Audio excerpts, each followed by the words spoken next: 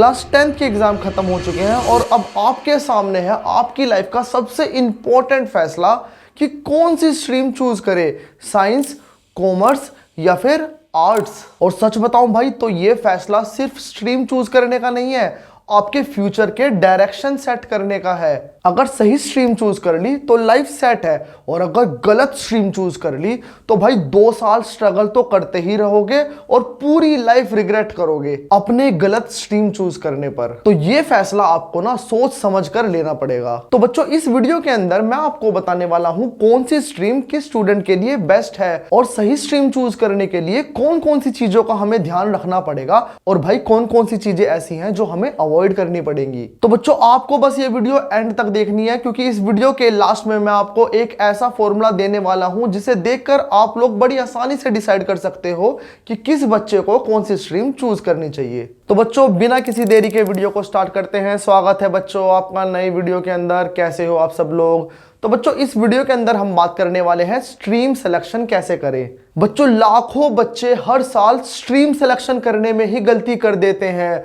वो किस हिसाब से स्ट्रीम सेलेक्ट करते हैं, उनके दिमाग में चलता है कि मेरे दोस्त ये स्ट्रीम ले रहे हैं तो मैं भी ये स्ट्रीम ले लेता हूं, या फिर मेरी मम्मी चाहती है मैं डॉक्टर बनूं तो भाई मुझे तो बायो ही लेनी पड़ेगी, या फिर मैं तो पढ़ने में बड़ा वीक हूं यार, मेरे तो रिजल्ट डिसाइड करेगा कि मैं क्या करूंगा। और कुछ बच्चे सोचते हैं कॉमर्स आसान है, कॉमर्स ले लेते हैं। तो यार ये सब बकवास है। अगर तुम भी यही सोचकर डिसाइड करने वाले थे ना तो सावधान हो जाओ। अब मैं थोड़ा सा आपको एक क्लियर गाइडेंस देने वाला हूं कि क्या सोचकर आपको डिसाइड करना चाहिए कि कौन सी स्ट्रीम चूज करें। मैं ना बच्चों आपको थोड़ा सा डिटेल में बताने वाला हूं हर एक स्ट्रीम के बारे में, ताकि आपको आइडिया लग जाए आपके लिए कौन सी बेटर है और किस स्ट्रीम के लिए क्या कुछ क्वालिटीज आपके अंदर होनी चाहिए। तो बच्चों सबसे पहले बात कर लेते हैं साइंस स्ट्रीम की। साइंस स्ट्रीम के अंदर ना 2 ब्रांच होती है, पीसीएम और पीसीबी। पीसीएम का मतलब फिजिक्स केमिस्ट्री मैथ, और पीसीबी का मतलब फिजिक्स केमिस्ट्री बायो। अगर भाई मैं पीसीएम की बात करूं ना तो पीसीएम ना स्पेशली, क्योंकि इसके अंदर मैथ्स है, तो ये स्पेशली इंजीनियरिंग अगर आपको करनी है या आपको टेक या फिर आपको डिफेंस लाइन के अंदर जाना है तब आपको पीसीएम चूज करनी चाहिए। और इसके अंदर आपको क्या स्किल्स है जो आपके अंदर होनी चाहिए, तो भाई देखो थोड़ी सी लॉजिकल थिंकिंग, ठीक है, और अगर आप प्रॉब्लम सॉल्विंग की आपके अंदर टेक्निक है तो आप इस स्ट्रीम को चूज कर सकते हो। और भाई सावधान हो जाओ क्योंकि ये पीसीएम है। अगर आपको मैथ से ही डर लगता है ना तो प्लीज पीसीएम को मत लेना। तो भाई अब बात कर लेते हैं पीसीबी की। पीसीबी का मतलब है आपके पास बायो है। तो सिंपल सी बात है यार, जो बच्चे डॉक्टर या फिर हेल्थ केयर लाइन के अंदर जाना चाहते हैं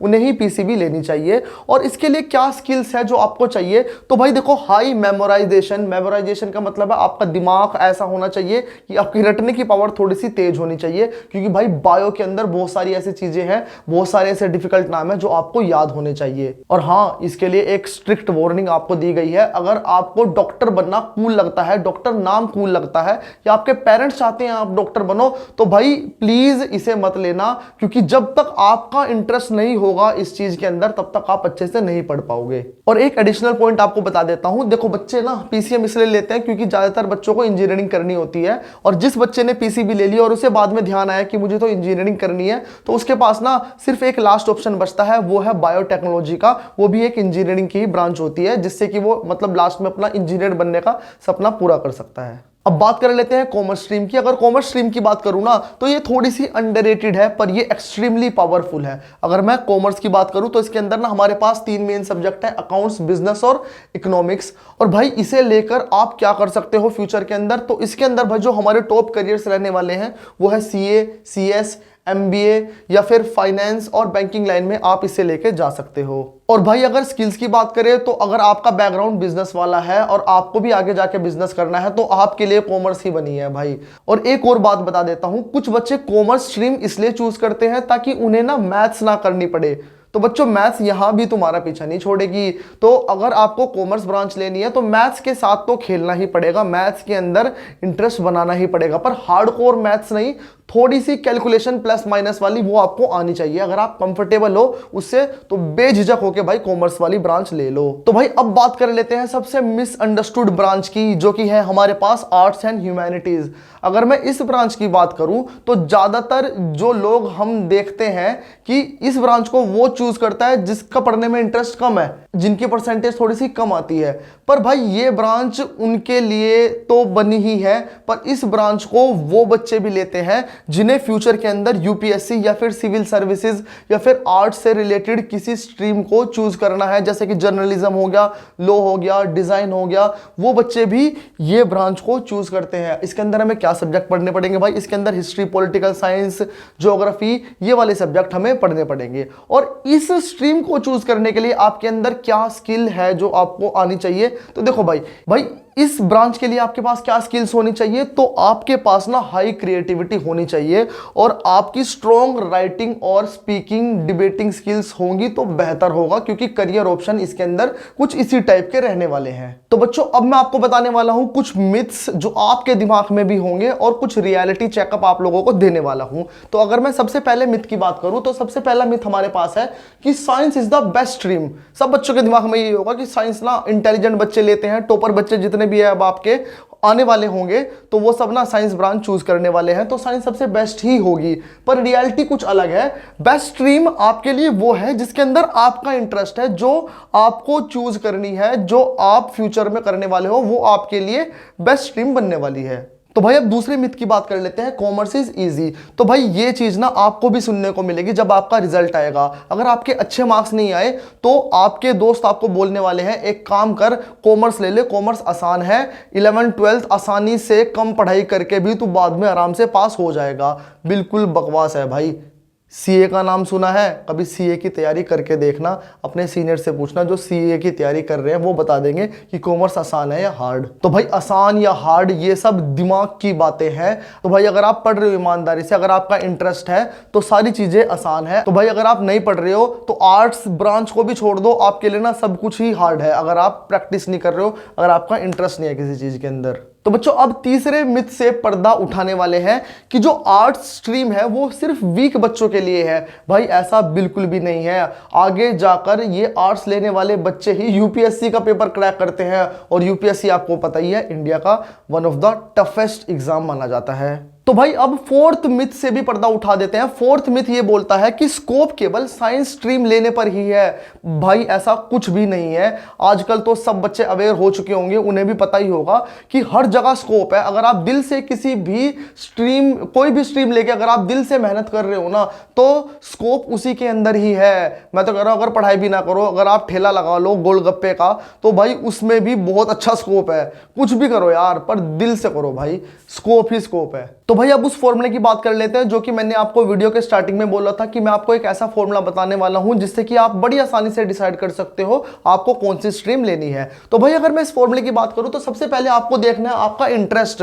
आपका इंटरेस्ट किसमें है? बहुत से बच्चे अपना इंटरेस्ट डिसाइड आसानी से कर पाते हैं, और जो बच्चे अपना इंटरेस्ट नहीं डिसाइड कर पा रहे हैं कि उनका इंटरेस्ट कौन सी ब्रांच के अंदर है, तो भाई वो थोड़ा सा ये सोच लो कि उन्हें फ्यूचर में करना क्या है, उन्हें बनना क्या है, तो उस हिसाब से उन्हें थोड़ा सा आइडिया लग जाएगा कि हमें करना क्या है। और अगर मैं दूसरी चीज की बात करूं, इंटरेस्ट अगर आपने देख लिया, सपने तो आपने बड़े बड़े देख लिए, तो उसके साथ में भाई आप लोगों को ना अपनी स्ट्रेंथ भी देखनी पड़ेगी कि भाई आपको बनना तो डॉक्टर है मेरी तरह। मतलब मेरे पेरेंट्स का सपना था कि मुझे डॉक्टर बनाए, पर यार मुझे डॉक्टर में बिल्कुल भी इंटरेस्ट नहीं था, डॉक्टर वाली लाइन के अंदर, क्योंकि इसके अंदर ना बायो के अंदर बहुत बड़ी बड़ी चीजें याद करनी पड़ती थी, बहुत नए नए नाम याद करने पड़ते थे।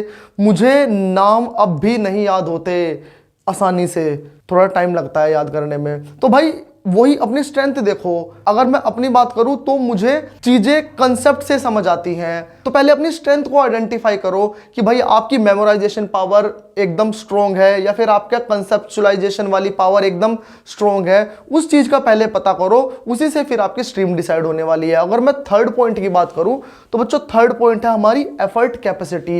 एफर्ट कैपेसिटी का मतलब है कि आप कितने घंटे पढ़ सकते हो, आप कितना टाइम दे सकते हो पढ़ाई को, तो उस हिसाब से भी आपकी स्ट्रीम डिसाइड होने वाली है। अगर मैं आपको जनरली बताऊं तो साइंस वाली स्ट्रीम, पीसीएम या पीसीबी, भाई डेली आपको स्कूल और ट्यूशन आवर के बाद आप लोगों को ना सेल्फ स्टडी का टाइम भी निकालना पड़ेगा 3-4 घंटे का।